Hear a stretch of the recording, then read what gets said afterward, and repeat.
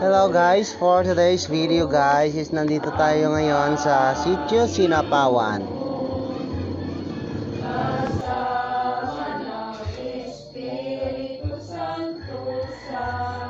So yun guys, nagmimisa muna kami, konting misa lang muna kasi Sunday ngayon guys, sinabay na natin sa misa yung ating blessing para sa ating daycare center.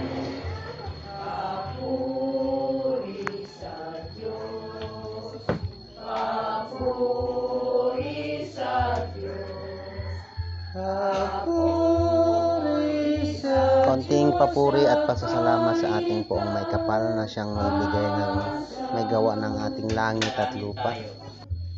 Ayan.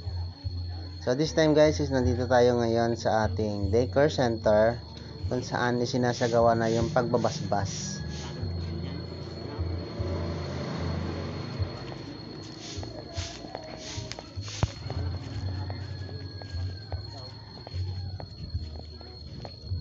So yan, natapos na yung pagbabasbas guys. So this time mag-start na tayo ng ating cutting ribbon. Ayan, together with IPMR Paulino Regla and yours truly Kagawad Sacris.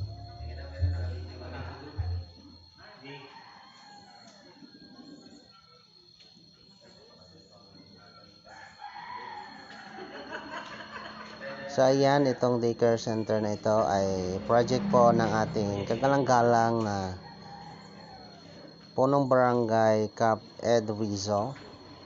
Ayan. So ito po ay ang daycare center na ito ay isa sa magiging sandigan, pundasyon ng mga mag-aaral dito sa ating Sitio Sinapawan. So yan, natapos na yung ating cutting ribbon guys. So this time magkakaroon tayo ng picture photo opportunity. So dito naman guys is pababa na tayo guys ng daycare. Ayan, ang nakikita nyo building dito guys is ito yung Sitio Sinapawan Elementary School. Kadaya ng iyak ano. Ayan.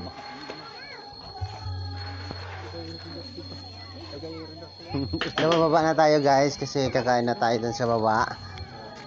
Dito na ko po ulit. Ha? Ayan, kita yan si Colmio. Pinaloko ka ba yung Caldero? Ayan siya. Siyang Caldero ang ating lay minister for today guys. Ayan, siya po yung nag-bless ng ating daycare center. At this time guys is ayan, magtatanghalian na tayo guys kasi inabot na tayo ng 11:30 ng umaga. Sugad-sugad na siya po niya guys. Ang ulam namon na ay shoutout kay Kagawad Rama ang nag-sponsor ng Amon Isda. So ayan na guys, nakakaano kami dito guys, hingkat ko na lang. So siyempre hindi naman tayo pwede kumain habang hawak ng cellphone. This time guys is pauwi na tayo guys. Alright guys, thank you for watching. See you for the next video guys. This is your Kagawad Sacris, your Committee on Education. Thank you so much.